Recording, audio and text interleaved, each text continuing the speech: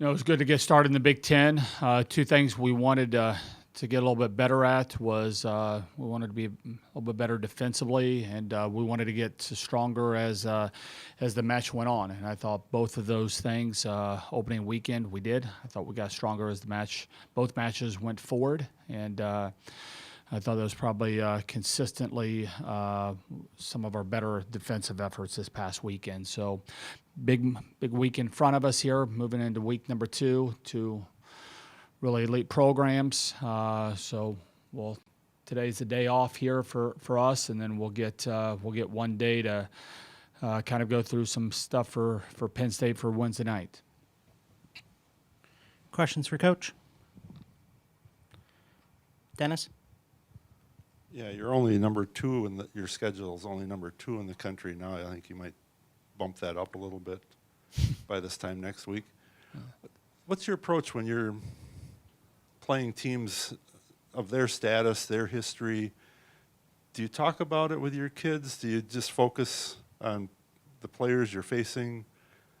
And do you think players get even more psyched up for these kinds of games?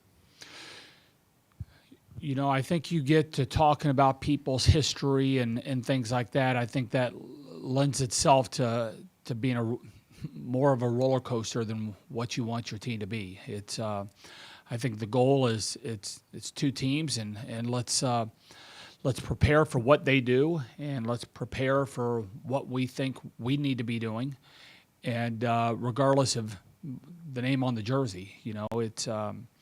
But players, when you're watching film, you can tell if somebody's got a little bit more juice when they're attacking the ball, if it's a little bit tougher to score on them. You're not trying to fool anybody, but we're not going to get into the emotion of, and we never have, of, here's a team that, if you put your B effort in, you should be able to win, and this one here is going to require an A effort, and this team over here is going to be a superhuman A+ effort or something. It just, you prepare to play the best you can possibly play regardless of the opponent, and that's just how we've always approached it.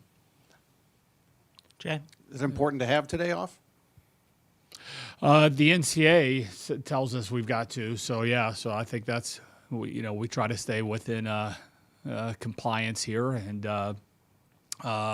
when you're going Wednesday, Saturday, there's not a whole lot of options, or Sunday, Wednesday, Saturday. You're going to take a day off after one of your matches, and you're going to have a short turnaround somewhere. And so, it's good for the players. They can focus on their school. It's good for the coaches. We've been, head deep into video right now, and we'll get back to it tomorrow.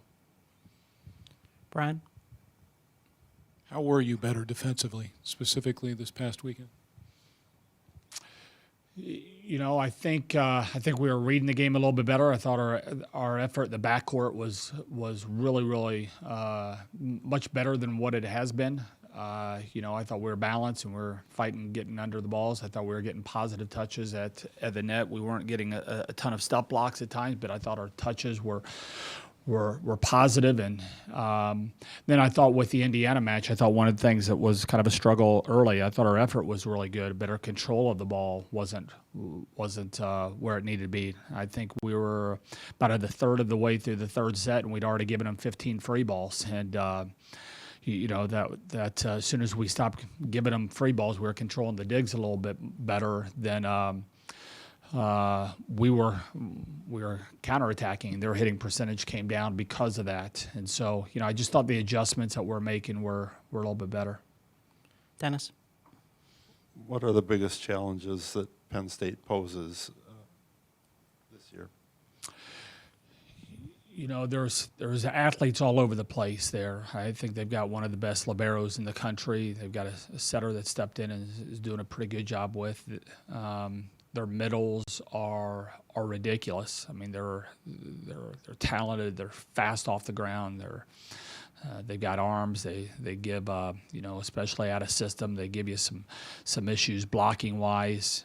They've got a young outside hitter, a couple of them that that I think are can create some issues with their ability to attack the ball. They've got a former middle that is over there on the left, so they kind of get some creativity at times with some of what they're trying to do offensively. And I think they've got a special right side that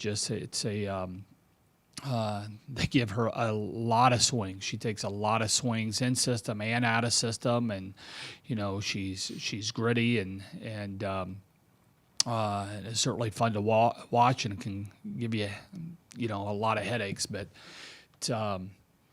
they're just talent up and down, and I think they know who they are.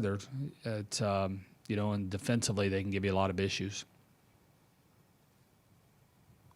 Dennis? Your block has had moments during the season, sometimes match to match, sometimes within the match where they've asserted themselves up front, and other times not so much. How close are you to becoming the blocking team that you think you can be? I think sometimes you can get caught up into, all right, how many stop blocks are you getting? And that dictates whether you're a good blocking team or having a good blocking match or not. And certainly your opponent has a little bit to do with the number of blocks that you have. I'm looking a little bit more of just our overall defense. Let's be stationary with what we're trying to do, and if they hit around the block, then let's have good positioning in the backcourt. I think a little bit more of a tell is, are we getting positive touches and are we getting negative touches? If people are just going off of us, off of our hands, or the balls are going between the blocker and the net, and that's happening a lot, then that's a little bit more frustrating. That would be a key to me that, something's off. Either we're not lining up well, we're not getting our hands over, or we're not seeing the right things. That was one of the things more than the number of blocks we had this weekend, is that we didn't have a whole lot of negative touches up there at the net, and that was allowing, that means that you're in sync that allows you to be in sync a little bit more in the backcourt, rather than people reaching all over the place or going high and trying to get touches when people are at a different,